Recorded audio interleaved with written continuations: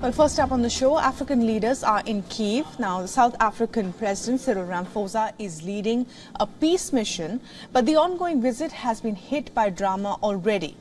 This is an African plane that we're about to show you in Warsaw, which was stuck for over 24 hours, packed with journalists and security personnel who were accompanying Ramaphosa.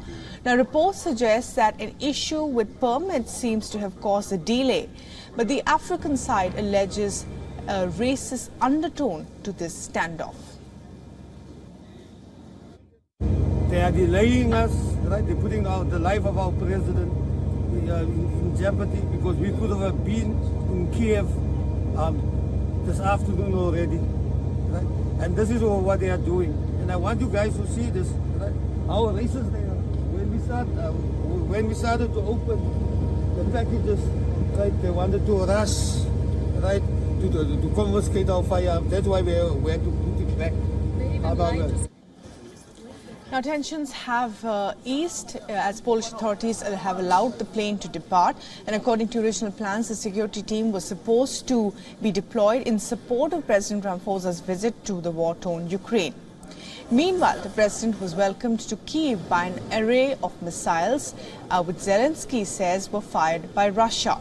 Now, according to the latest reports, the African delegation visited Bucha, a town at the outskirts of Ukraine's capital, which has allegedly been scarred by war crimes when the conflict began. Details of executions, rapes and torture carried out by the Russian forces had previously emerged from this very town. Following the meeting with Ukraine's president, the delegation will head out to Russia and initiate peace mediation talks with the Russian counterparts. And Calden Ongmu is now joining us live for the very latest on this. And Calden, well, the first question on everyone's mind is why is Ramaphosa on a peace mission?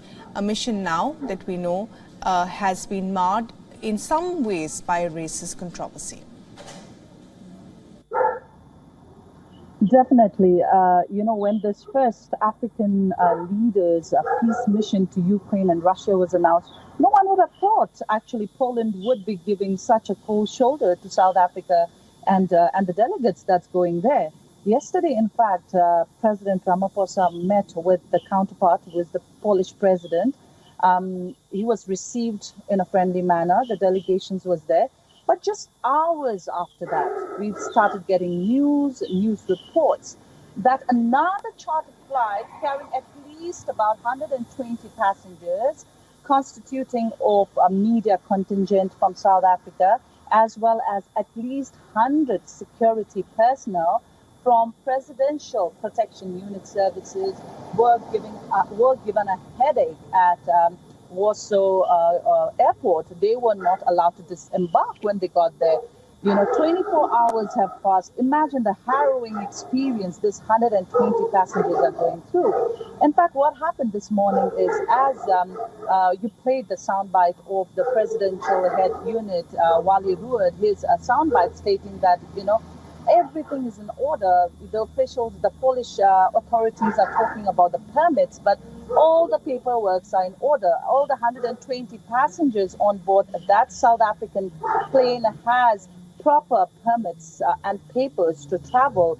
So, you really don't know what is the cause. We haven't heard yet from the South African government clearly what are some of the requirements. And also there were reports stating that there are at least 12 cargoes they're carrying some of arms and ammunition. Of course, those are for the protection services officials that are still there. Right. But just a few minutes back, actually, we did get a report from some of the journalists there stating that they were given a go-ahead finally after South African officials from the minister from the presidency, as well as International Relations Department from South Africa. They were in an engagement with the Polish authorities, so they were given a go-ahead to fly out of Warsaw Airport. Actually, but then again,